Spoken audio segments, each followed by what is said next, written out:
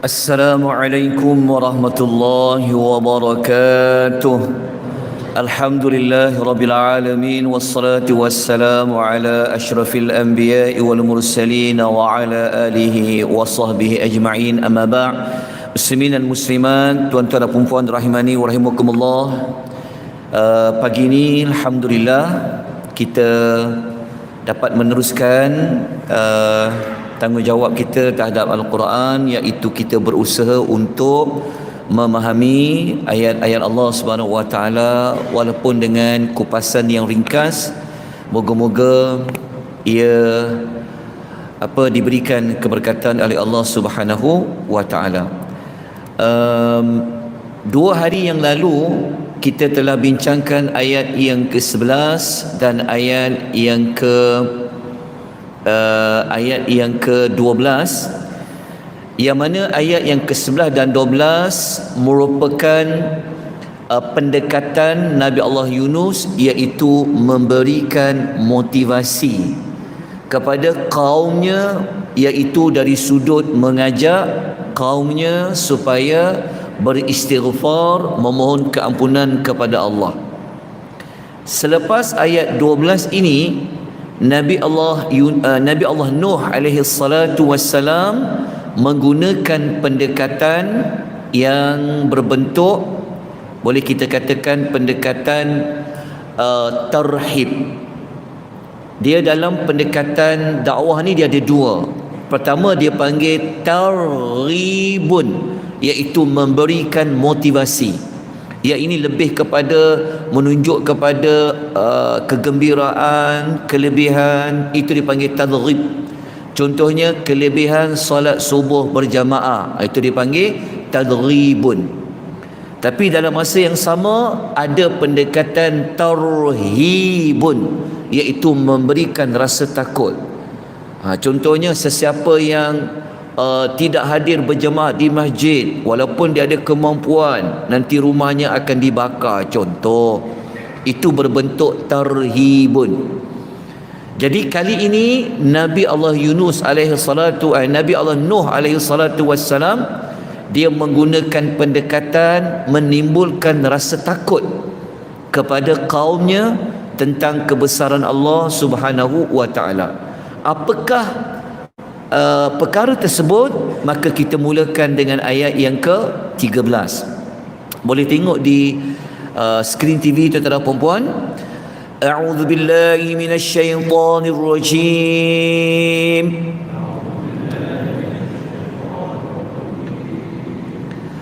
ما لكم لا ترجون لله وقارا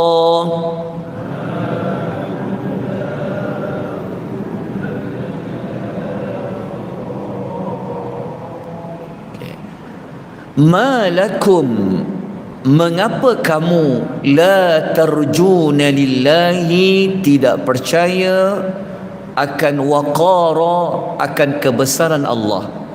So Nabi Allah Yunus ni, mereka mengajak kepada kaumnya dari sudut mereka mengatakan, kenapa kamu tidak besarkan Allah? Kenapa kamu tak rasa Allah Ta'ala itu agung? Sebab kita tahu isu dekat kaum Nabi Allah Nuh ini, mereka mengagungkan patung-patung. Mereka percaya patung itu boleh memberikan perlindungan, mereka percaya patung itu boleh memberikan rezeki dan sebagainya. Maka Nabi Allah Nuh mengatakan, yang patut kamu buat ni sebenarnya adalah pada membesarkan Allah. Jadi ulasan ayat ini, kata Ibnu Kathir, ia membawa maksud keagungan Allah. Bagaimana nak menarik kepada kaum dia untuk membesarkan Allah, mengagungkan Allah yang sepatutnya memang Allah itu diagungkan. Jadi pelajaran yang dapat kita belajar yang paling utama di sini adalah tuntutan kepada kita untuk mengagungkan Allah. Cara nak mengagungkan Allah, beribadat hanya kepada Dia, untuk Dia, dan jauhkan daripada kesyirikan. Sebab kita tahu kalau syirik iaitu menduakan Allah, mentigakan Allah. meletakkan ada makhluk lain setaraf dengan Allah. Jadi apabila kita kata tak ada makhluk lain yang setara sebanding dengan Allah, itulah di antara maksud juga kita mengagungkan Allah Subhanahu wa taala. Jadi Nabi Allah Nuh ini tidaklah hanya berkata secara teori saja, tetapi dia mengemukakan beberapa bukti. Bukti yang pertama Allah itu agung adalah pada ayat yang ke-14. Okey, kita bacakan ayat dia. Wa qad khalaqakum atwara.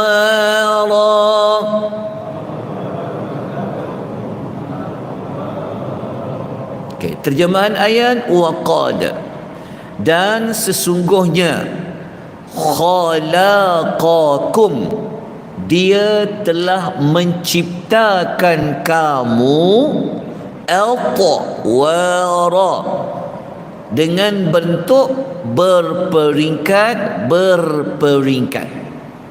Jadi Nabi Allah Nuh ni dia bawa hujah yang paling senang nak nampak Allah itu agung, Allah itu hebat, Allah itu besar adalah pada tubuh badan mereka, pada kejadian manusia itu. Jadi Nabi Allah Nuh kata seolah-olah, tu kamu tu manusia tu, macam mana Allah jadikan kamu? Dialah yang telah menjadikan kamu daripada satu fasa kepada satu fasa. Sebab semua orang tahu, daripada tak ada, kemudian lahir, jadi bayi, lepas tu jadi dewasa, lepas tu jadi tua, lepas tu mati. Semua orang tahu. Jadi Nabi Allah Nuh mengemukakan satu bukti yang tidak ada siapa pun boleh menafikan. Semua orang boleh faham. Jadi untuk dapatkan maklumat lanjut apa maksud atwara, berperingkat, sebenarnya kita pernah bentang fasa-fasa kejadian manusia sewaktu kita belajar surah As-Sajdah, ada pada surah Al-Insan pun ada. Tapi tak apa, insan ini kadang-kadang ia mudah lupa.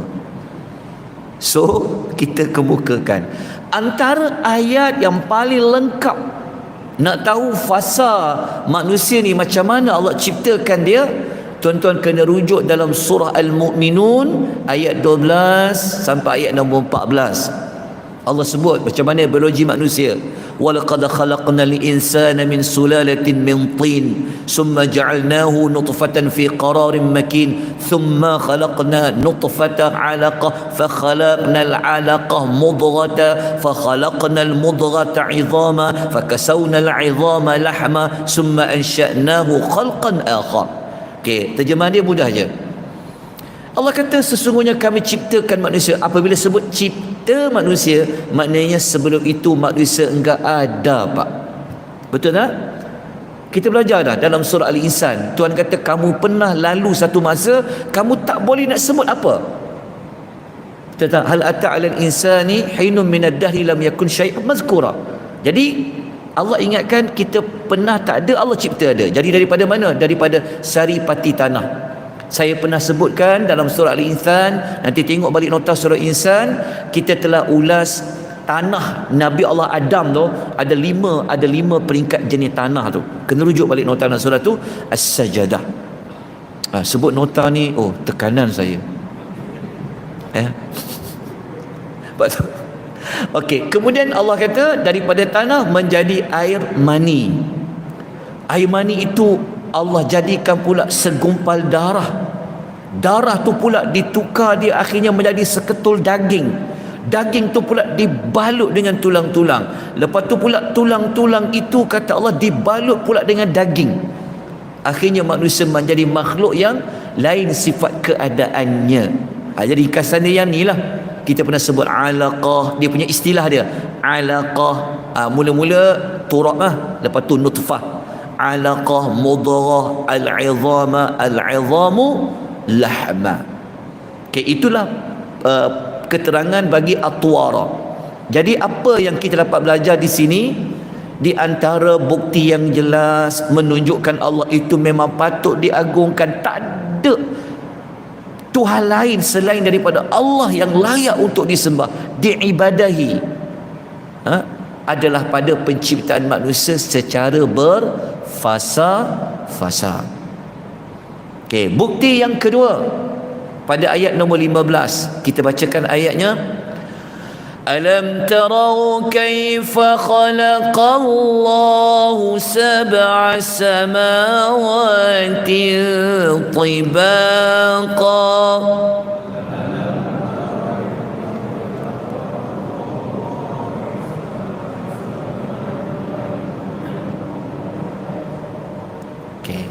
Nabi Allah Nuh mengemukakan bukti Allah itu diagungkan yang kedua.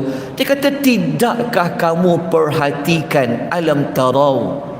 Dia kata, kamu semua tak tengok ke bagaimana Allah telah menciptakan sab'a samawat, iaitu 7 langit, yang sifat langit itu adalah tibaqa, bertingkat-tingkat, berlapis-lapis. So ayat ni dia sesuai dengan ayat yang tadi. Manusia atwara, berfasa-fasa. Langit 7 lapisan, 7 tingkat. Okey, sebenarnya ayat tentang langit kita telah kemukakan waktu kita bincang surah Al-Mulk sebelum ini, pada ayat nombor 3 dan ayat nombor 4. Jadi kalau nak tahu ayat yang menyebut langit ini 7 petala langit, 7 lapisan tu, maka boleh rujuk dalam suratul Baqarah ayat 29, Fussilat ayat 12, At-Talaq ayat 12, Al-Mu'minun ayat 17 dan Al-Mul. Kita dah belajar sebelum ini. Kita fokus tentang langit yang 7. Sampai ke Tuhan kata apa? Cuba kau tengok berulang-ulang kali. Langit itu ada tak yang mana yang futur, yang pecah, yang bengkok, yang berlubang-lubang? Allah sebut. Tapi kalau baca dan dekat dalam nota surah Al-Mul, nanti ingat balik. Okay, dalam Al-Mul itu kita telah kemukakan Allah Ta'ala gunakan langit ni dalam sumpah. Allah telah sebut langit-langit ni ada sifat-sifat dia. Jadi kalau kita nak tahu langit ini, Allah umpamakan dia macam binaan. Amis sama'u banaha, binaan Allah ini fasawwaha, dia menjadi sempurna. Jadi kalau nak tengok kebesaran Allah yang manusia boleh tengok adalah pada penciptaan 7 langit. Kita tak nampaklah sampai langit yang ke-7. Yang kita boleh nampak yang paling dekat adalah langit dunia, sama'at dunia. Okey. Kemudian apa yang kita dapat belajar daripada ayat tadi itu 15? Tak lain dan tak bukan untuk melihat kekuasaan Allah adalah pada penciptaan 7 langit yang bertingkat-tingkat. Sebab itu jangan abaikan untuk ingat Allah pada melihat penciptaan langit-langit yang dah ada lah. Okey. Jadi kita teruskan dengan bukti yang ketiga dan bukti yang keempat. Kita kena laju sikit ya, sebab ayat dia mudah saja untuk diterangkan. Kita pergi kepada bukti yang ketiga dan bukti yang keempat, ayat nombor 16. Okey, pada langit tu pula ada apa yang dapat membuktikan Allah itu esa? Maka ayat yang ke-16 ada 2 perkara. Kita baca ayatnya. Wa ja'alal qamara fihinna nura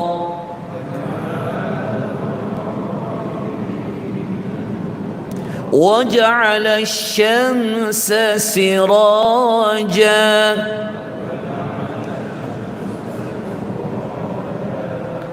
Okey.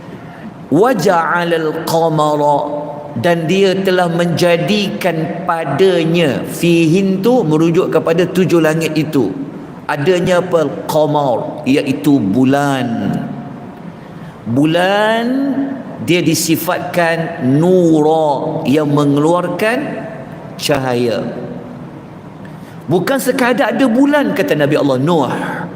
Korang semua nampak apa? Wa ja'ala syamsa, dan menjadikan di langit itu adanya syamsa ni, iaitu matahari, yang sifat matahari itu adalah siraja, umpama lampu ataupun pelita yang keluarkan cahaya terang benderang. Jadi kaum Nabi Allah Nuh, mereka nampak langit, mereka boleh tahu adanya bulan, mereka boleh tahu adanya matahari. Sebab orang dulu memang akan selalu melihat matahari dan bulan. Sebab apa? Sebab mereka nak gunakan bulan dan matahari itu sebagai alat untuk mereka mengira tahun, waktu. Nak tahu bila malam, bila subuh. Jadi mereka akan gunakan matahari dan bulan. Antara ayat lain, nak tahu pasal bulan matahari, tuan-tuan kena kembali merujuk di dalam nota surah Yasin. Dalam surah Yasin kita jumpa ada Allah cerita tentang wa ayatul, cari ayat yang wa ayatul, cerita pasal matahari dan bulan. Wasyamsa wal qamara qaddarna tu. Allah kata ayat tentang matahari dan bulan. Okay, kenapa dengan matahari dan bulan? Kerana ada antara fungsi matahari dan bulan.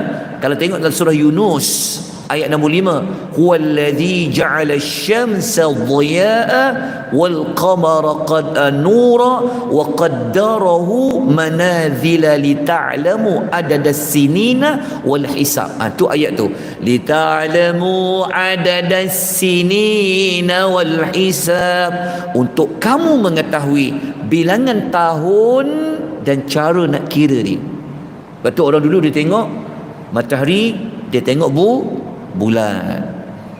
Jadi Nabi Allah Nuh kata, takkan hampa tak nampak lagi? Kan? Matahari dan bulan itu menunjukkan Tuhan itu Esa, Tuhan yang patut ditauhidkan. Okey, saya tak nak jelaskan panjang lebar tentang kenapa Allah panggil bulan ini sebagai nura, matahari sebagai siraja, kerana kita semua tahu bahawa matahari dia ada sumber cahayanya tersendiri berbanding dengan bulan. Bulan dia hanya memantulkan cahaya yang ada pada matahari. Ini dari sudut sains, dalam Quran Allah ada cerita dah. Sebab itu kalau kita baca surah Yunus tadi, Allah ada panggil matahari ini sebagai dhiya, sebagai sinaran yang panas. Tapi kalau bulan, nura, cahaya. Okey. Tuan-tuan rahimani wa rahimakumullah, kita lanjutkan bukti yang kelima, ayat nombor 17. Betul? Bukti yang kelima, Nabi Allah Nuh mengatakan kepada kaumnya, wallahu anbatakum minal ardi nabata.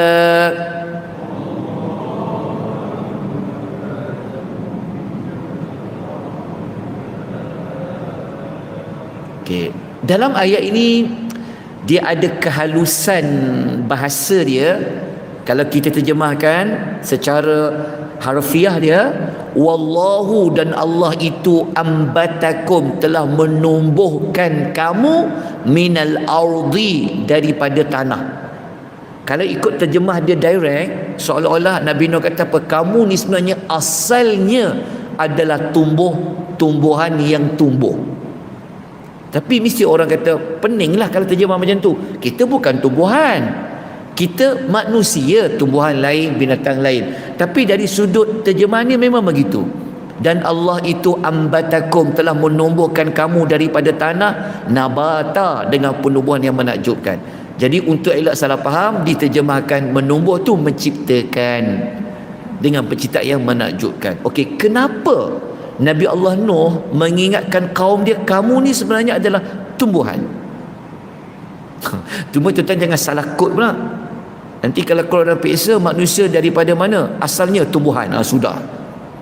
Okey. Kata Pak Quraisy Shihab dalam tafsir Al-Misbah, ambatakum ni maksudnya adalah kalimah yang mengingatkan tentang penciptaan Adam dari tanah. Sebab tu tumbuhan berasal daripada, keluar dari tanah. Jadi Adam kita ni pun adalah daripada tanah. Sama tak macam tumbuhan? tumbuhan keluar dari tanah, kita pun keluar dari tanah, sekaligus mengisyaratkan keperluan manusia kepada makanan yang tumbuh di bumi. So kita pun makanlah tanaman yang keluar daripada tanah. Jadi kita ni pun ada unsur apa? Tanam-tanaman tu. Itulah maksud ayat tadi itulah. Jadi kaum Nabi Allah Nuh, kita faham, orang dulu mereka bertani, mereka sangat dekat, sangat faham tentang tanah dengan tumbuh-tumbuhan tu, dengan tanam-tanaman tu. Sebab itu ayat sebelum ni Nabi Allah Nuh kempen mereka supaya istighfar. Dia kata kalau kau istighfar, Allah akan menurunkan hujan yang lebat. Okey, jadi kita lanjutkan pada ayat yang ke 18, bukti yang ke 5, bukti yang ke 6. Tapi tak sempat bukti ke 6 ni, sebab kita dah 20 minit. Kita sambung insya-Allah esok insya-Allah. Tuan-tuan nak nota lagi ke ni? Ayat 18 dah ni, 10 ayat je lagi ni. Ya Allah, nak tuan-tuan jangan bagi tekanan kat saya. InsyaAllah saya bawa, saya akan berilah insyaAllah pada tuan-tuan perempuan. Doakanlah supaya esok buat dapat disiapkan. Tak senang duduk saya seminggu ni, bangun tidur nota. Tapi tak apa, alhamdulillah, memerlukan tekanan yang baik insya-Allah. Baik, insya-Allah kita jumpa esok, kita sambung lagi. Apa lagi cara Nabi Allah Nuh membuktikan Allah itu Esa, Allah itu patut diagungkan. Mesej yang sama yang Allah minta kita gunakan kaedah yang sama untuk melihat keagungan Allah. Ada pada apa tadi? Pada penciptaan manusia, ada pada 7 petala langit. Dekat langit tu adanya bulan dan adanya matahari.